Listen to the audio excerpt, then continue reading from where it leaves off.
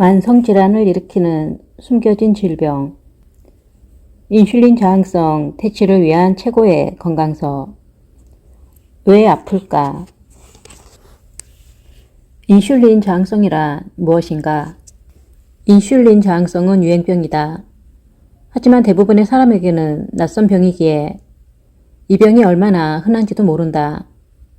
미국 전체 성인의 절반, 미국인 3명 중 1명은 인슐린 저항성을 갖고 있는 것으로 알려졌다. 또한 이 수치는 성인의 88% 정도까지 높여 잡을 수도 있다.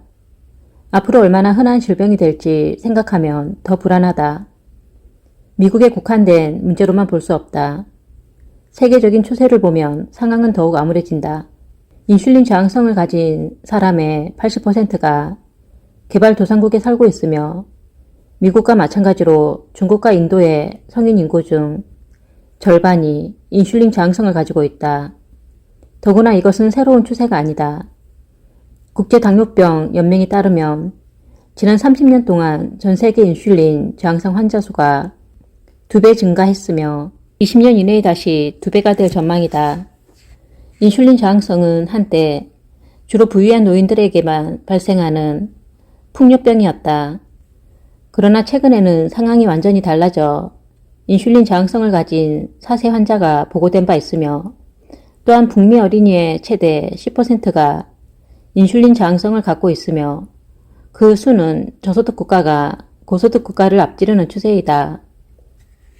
설상가상으로 인슐린 저항성을 가진 사람들의 절대의 다수가 자신의 증상을 알지 못하며 인슐린 저항성에 대해 들어본 일조차 없다. 이로 인해 세계적으로 증가하고 있는 이 질환과 투쟁하는데 커다란 걸림돌이 되고 있다. 우선은 사람들에게 이 병을 알려야 한다. 인슐린 저항성을 파악하려면 먼저 인슐린을 이해해야 한다. 많은 사람이 인슐린을 당뇨병 환자들의 치료약으로만 생각하는데 사실 인슐린은 우리 몸에서 자연적으로 생성되는 호르몬이다. 대부분의 호르몬과 마찬가지로 인슐린은 췌장에서 생성돼 혈액을 통해 이동하면서 몸의 다른 부위에 영향을 준다. 가장 널리 알려진 인슐린의 역할은 혈중 포도당 수치를 조절하는 것이다.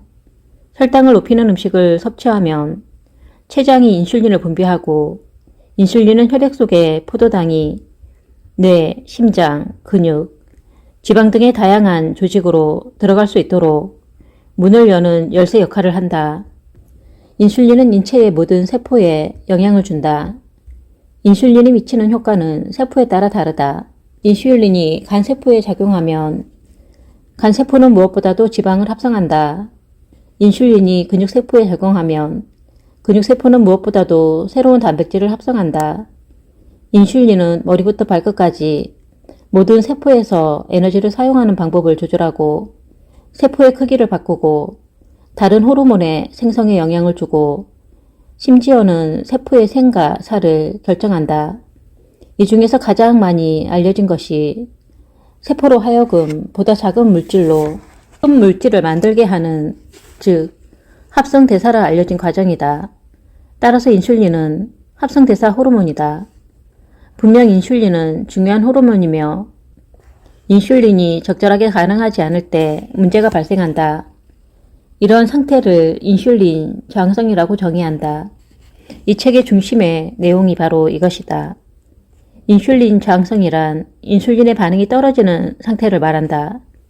여러 가지 원인으로 세포에 인슐린 내성이 생겨 인슐린에 정상적으로 반응하지 않는 것이다. 결국 몸 전체의 많은 세포가 인슐린 저항성을 갖게 되면 그 신체는 인슐린 저항성이 있는 것으로 본다. 인슐린 저항성 상태에서는 없던 세포들은 이전과 동일한 반응을 얻기 위해 정상보다 더 많은 양의 인슐린을 필요로 한다. 따라서 인슐린 저항성의 핵심적인 특징은 이전보다 혈중 인슐린 수치가 높고 종종 인슐린이 제대로 기능하지 않는 것이다. 앞서 언급했듯이 인슐린의 주요 역할은 혈당을 조절하는 것이다. 혈당 수치가 높게 유지되는 것은 위험하고 심지어는 사망을 초래할 수 있다. 따라서 우리 몸은 혈액 내 포도당을 다른 곳으로 옮겨 혈당 수치를 정상화하는데 이때 필요한 것이 인슐린이다. 하지만 인슐린 저항성이 있으면 포도당을 조절하기 어려워 높은 혈당 수치를 정상화하지 못한 채 당뇨병의 보편적 징후인 고혈당증에 이른다. 하지만 제2형 당뇨병으로 발전하기까지는 상당 기간 인슐린 저항성이 지속되어야 한다. 인슐린은 거의 언제나 포도당의 배경 정도로만 언급되는데 인슐린이 신체 전역에서 하는 수백, 어쩌면 수천 가지 역할을 생각하면 정말 공정치 못한 상황이다. 어쨌든 몸이 건강하다면, 즉 혈중 포도당이 정상인 경우라면 인슐린도 보통은 정상이다. 하지만 인슐린 저항성이 있으면 인슐린 수치는 포도당을 기준으로 예상한 수치보다 높다. 인슐린 저항성과 당뇨병을 설명할 때 포도당을 주연으로 취급하는데 사실 포도당은 조연에 불과하다. 즉, 포도당은 당뇨병을 진단하고 추적 관찰하는 데 사용하는 혈액 내의 전형적인 지표일 뿐이다. 그보다는 인슐린 수치에 더 관심을 기울여야 한다. 인슐린 저항성이 제2형 당뇨병의 원인이기 때문에 역사적으로 인슐린 저항성은 당뇨성 질환으로 뭉뚱그려 취급되었다. 당뇨성 질환의 최초 기록은 3000년 전 고대 이집트에서 발견되었다. 소변량이 지나치게 많은 사람들의 증상을 파피루스에 기록한 의학 문서였다. 과다한 소변은 체중 감소가 동반된다는 것을 근거로 살이 소변으로 녹아나오는 것이라고 주장하기도 했다. 그 당시의 과학 수준에서 발견된 사실에 기초해서 내린 공통된 결론이었다. 여기서 말하는 것은 제1형 당뇨병이다. 이후 5세기에 이르러서야 인도 의사들이 두 가지 다른 유형의 당뇨병이 존재한다는 사실을 인식하게 되었는데 하나는 어린 나이에 발생하며 체중 감소를 동반하는 것이고 다른 하나는 성인에게 발생하고 과체중을 동반하는 것이었다. 그리고 이 두 유형은 증상이나 원인의 차이가 있음에도 불구하고 포도당이 과다한 소변에 영향을 주었다는 것이 공통점으로 파악되었다. 주로 관찰되는 공통적 증상, 즉 당뇨증의 원인이 포도당이다 보니 정확한 검사 방법이 없었던 과거에는 자연히 포도당으로 이 질환을 규정했던 것이다. 하지만 이 같은 한계는 더 연관성이 높은 문제인 인슐린을 무시하게 되는 결과를 낳았다.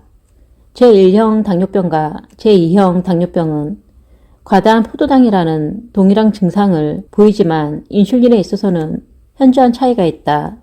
제1형 당뇨병은 인슐린이 거의 없거나 전혀 없어서 생기는 반면 제2형 당뇨병은 인슐린이 너무 많아서 발병한다. 초기 의사들은 현대적인 기술과 선별 검사 기법을 이용할 수 없었기 때문에 눈에 보이는 것에만 집중할 수밖에 없었다. 그런데 과거와는 비교할 수 없을 만큼 기술이 발달한 현대에도 왜 포도당에만 집중하고 있는 것일까? 과학적으로 포도당은 여전히 인슐린보다 측정하기 쉽다. 효소가 묻은 검사지, 즉 기본적인 혈당계만 있으면 포도당을 측정할 수 있고 그 기술은 거의 100년 전부터 존재했다. 반면에 인슐린은 그 분자 구조와 특성 때문에 측정하기가 훨씬 어렵다. 1950년대 말에야 검사 방법이 생겼고 그마저도 방사성 물질을 다루어야 했다. 이런 발견이 얼마나 혁명적이었는지 로잘린 얄로 박사는 이것으로 노벨상까지 받았다. 지금은 더 간단해졌다고는 하나 여전히 그리 쉽지도 저렴하지도 않다. 이렇게 인슐린을 측정할 수 있게 되었지만 이런 진전이 찾아온 것은 늦어도 한참 늦은 후였다. 이미 당뇨병이 포도당 질환이라는 인식이 깊이 자리를 잡았고 의학계에서는 전적으로 포도당을 근거로 한 임상진단 수치를 개발했다. 인터넷에 포도당 플러스 당뇨를 검색하면 상위 검색 결과는 제1형 당뇨병과 제2형 당뇨병이 공유하는 혈당의 임상적 수치를 알려줄 것이다. 물론 인슐린을 검색해도 인슐린을 통한 당뇨병 치료법에 대한 상당히 많은 정보를 찾을 수 있다. 하지만 당뇨병 환자의 혈중 인슐린 수치와 관련된 임상적 정보는 거의 없다. 이 증상에 대해 연구하는 전문가인 나조차 당뇨의 인슐린 값에 대한 합치된 의견을 찾는데 어려움을 겪었을 정도다. 인슐린 검색 결과들이 모두 흥미로운 이야기이기는 하지만 인슐린 저항성을 갖고 있는 많은 사람이 제대로 된 진단을 받지 못하는 이유를 설명해 주지는 못한다. 포도당 수치로 제2형 당뇨병을 확인할 수 있다면 왜 전 당뇨라고 일컬어지는 인슐린 저항성은 확인하지 못할까?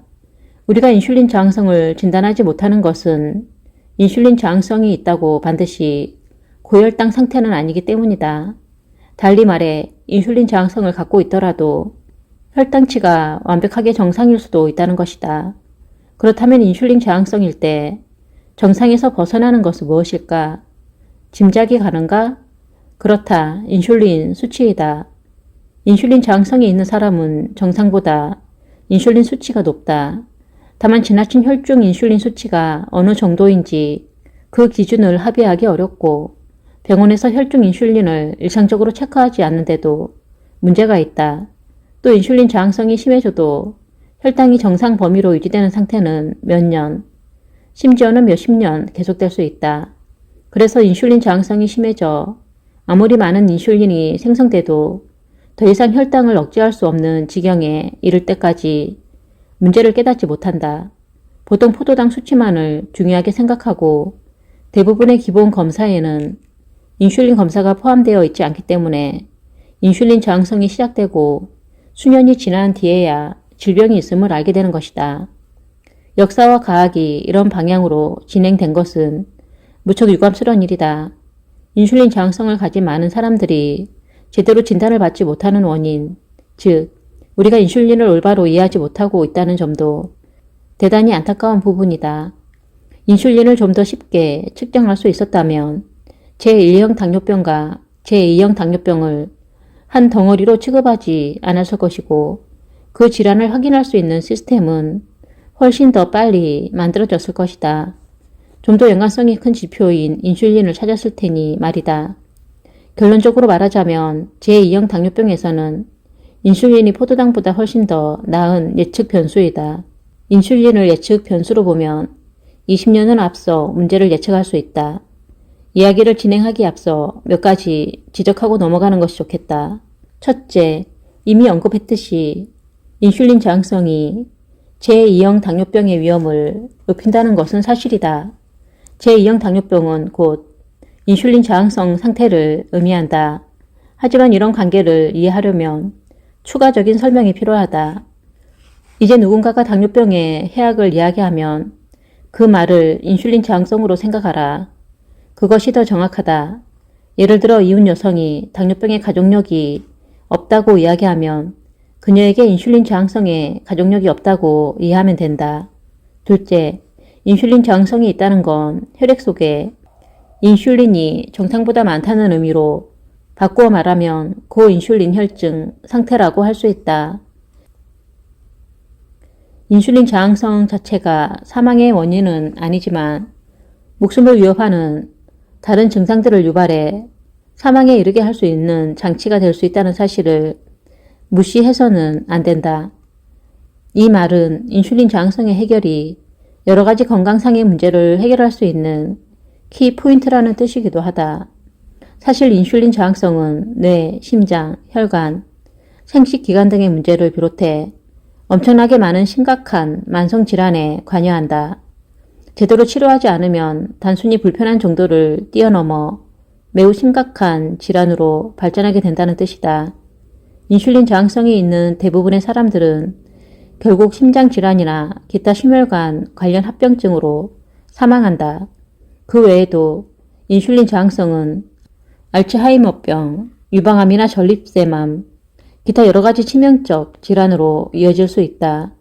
인슐린이 우리 건강에 미치는 영향의 중요성을 이해하기 위해서는 인슐린 저항성이 어떻게 치명적인 질병을 유발하는지를 반드시 알아야 한다.